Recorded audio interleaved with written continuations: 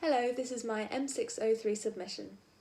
My name's Jeanette Jones and I'm currently a third year on the classical ballet pathway at London Studio Centre. Classical ballet has always been the focus of my training and it's where my passion lies, although I'm really pleased to say that in the last year I've definitely discovered contemporary as well. Before I came to London Studio Centre I hadn't really had I had very limited experience of dance styles other than ballet, so it wasn't something that I was really into very much at first, if I'm honest, but definitely in the last year especially, I've come to really enjoy doing contemporary as well, which I'm super pleased about because now I don't feel limited by the fact that I don't feel good at contemporary or I don't enjoy contemporary, because it's really important to have contemporary alongside ballet in your skill set these days. There are hardly any ballet companies left that just do purely classical ballet, so especially in Europe, they all require you to be quite versatile. So that's why I'm really pleased that contemporary is now something I'm stronger at and feel more confident at and enjoy as well, because it's really important for what's needed.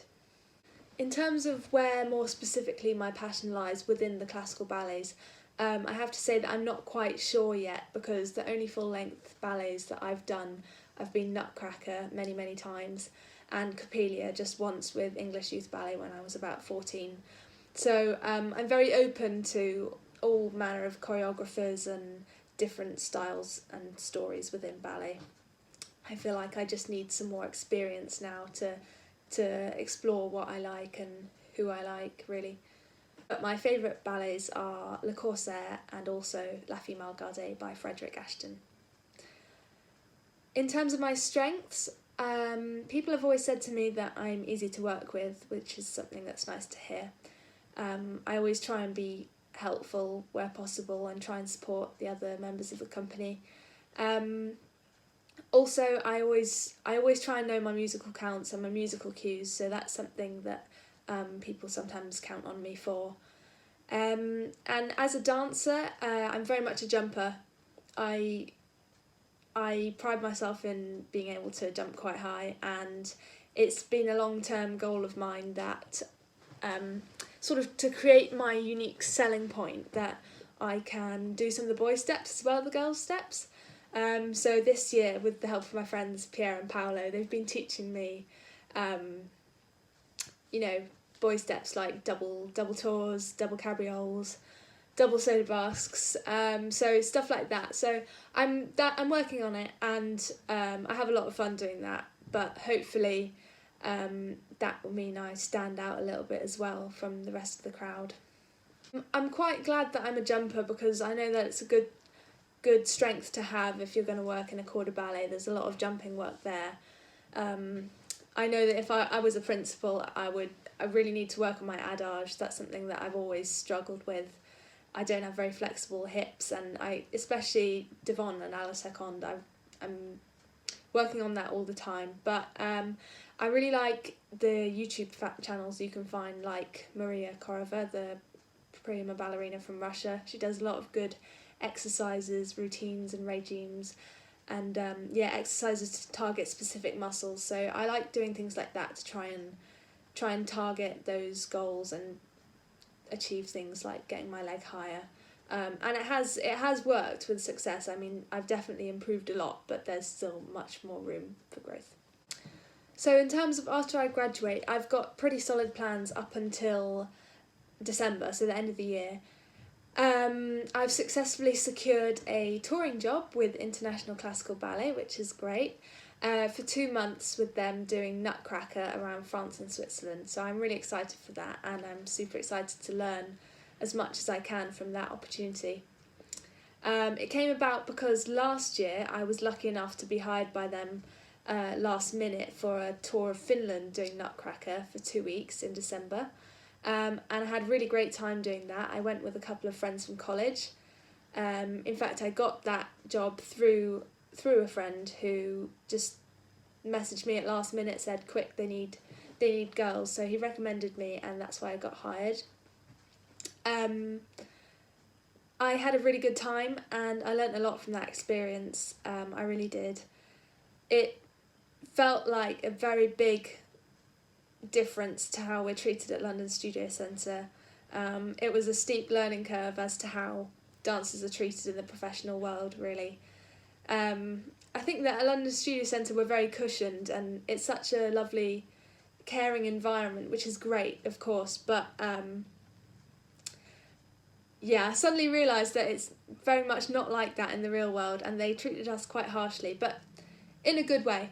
And I quickly learned that I had to be responsible for myself at all times, had to be responsible for my costumes, my appearance, my makeup, my being in the right place at the right time, all these things.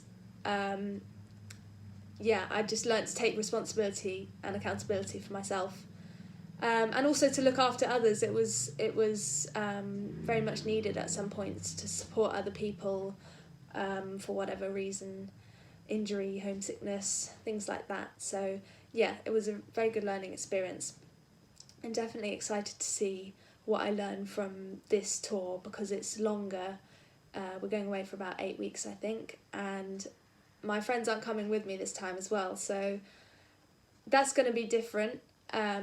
So I'm excited to see how I go with that, and also excited to see whether it's something that I want to continue, because I might find that I really don't like living out of a suitcase for 2 months, or I might find that I love it and I love touring and I love being on the road. So I'm interested to learn from it, really, and I'm also seeing it as a stepping stone towards my larger career goals. My dream job would be a position in a ballet company that has its base in one location, as opposed to a touring company, such as Ballet de Barcelona. I really like them because I like the range of repertoire that they do, and I like how they balance classical ballets with some quite vibrant new contemporary works as well. I feel like I would do well in a company that's based in one place, as opposed to being a freelance dancer or a touring dancer, because I know that, knowing myself as an individual, I am a person that very much thrives in being accustomed to where I am. One example of this is that it even took me a while to settle into London Studio Centre, and it took me a few weeks, if not a couple of months, to start really enjoying it and really enjoying my dance classes there. I think one of the reasons for this is that it takes me a while to build strong relationships with teachers and other students, but once I have those relationships, they are really secure and really strong, and I do get on really well with people. I'm very much a people person. And also once I have those relationships, I am very good at keeping them and keeping in contact with people even after I've left the place. For example, I'm still in contact with all my school teachers from my last school and friends from long ago. I like keeping in contact with everyone. I think this is a skill that's going to really help me as well, because I'm going to rely a little bit on recommendations to help me get from one job to the next, because one of my weaknesses is that I'm not very competitive and showy and pushy, so sometimes I feel like I don't stand out at auditions because I'm a little bit shy in that respect, in the dancing sense, and I don't always kind of push to the front of the audition or place myself where they can see me front row, sort of thing. So I think recommendations will be helpful to get past that difficult audition process, as well as hopefully using my contacts and friends and teachers as gatekeepers. I'm also a member of the London Ballet Circle, which is an online community for ballet fans, and they host regular events online and in person with prominent people in the dance world. For example, later this month I'm going to be attending a Zoom interview with Christopher Marnie, director of London City Ballet, to hear his thoughts and feelings on things. So I just think that those kind of things are interesting and important to keep yourself kind of within the dance community and aware of what's going on, and also good to hear what people like him, like directors, what they think and what they want and what they're looking for, maybe. So that's why I'm a member of that. I also use Instagram as a tool to find out about auditions and job opportunities and more training opportunities. For example, I'm going to a summer school in Italy this summer with a company, and at the end they have 3 company places to give out to people at the summer school, so that's an exciting opportunity I wouldn't have known about if it wasn't for Instagram. And me and my friends are sending each other things and posts all the time on Instagram that we think might interest each other, so that's always helpful. Even a non-ballet friend sent me a post she saw which I applied to. It was for a company that needed a ballet dancer for an art exhibition just for one day, so I applied for that and I got it, so that's something that's exciting and just a bit of extra something to add to the CV. That's upcoming in the next couple of weeks, and at the moment I don't have a open dance account. I just use my personal Instagram account, which is private. I have thought about making a dance account, but I'm just not the kind of person that likes posting and sharing lots of things, so I'm sticking to my private account at the moment, but I will keep an open mind. At the moment I'm just using it to find adverts, and then I usually contact the companies via email because it seems a little bit more formal.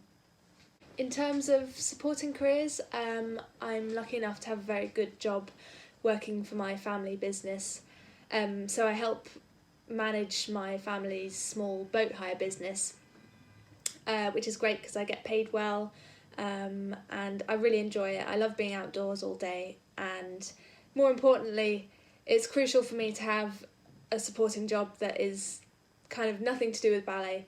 It just gives me a mental and physical break from that industry, so that's why I like having that job. And it's a job that challenges me as well. It's not mindless.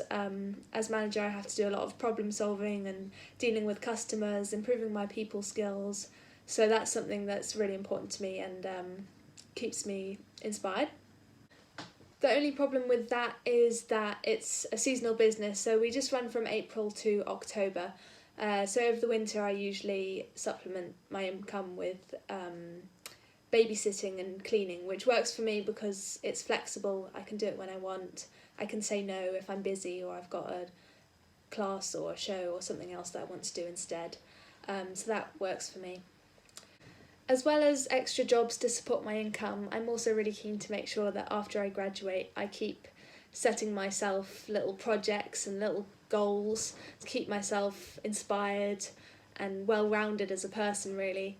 That's something that's always been really important for me, just to have lots of different hobbies and interests, so I'm going to try and keep inspiring myself with new things as well as dance, just to keep me well-rounded and interested in life.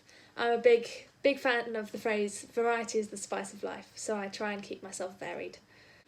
Lastly, I'm aware that any dance career comes with a lot of ups and downs, failures and rejections, so I've tried to prepare myself mentally for this as much as I possibly can and expect it really, while still being positive, just to kind of expect a lot of that rejection.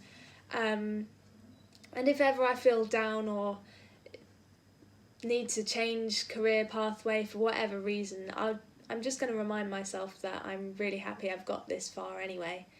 It's been an immense achievement for me to graduate doing a dance degree.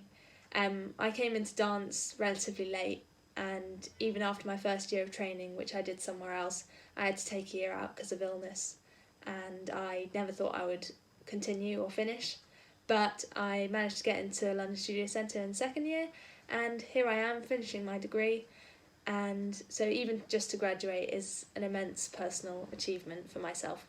Thank you for listening.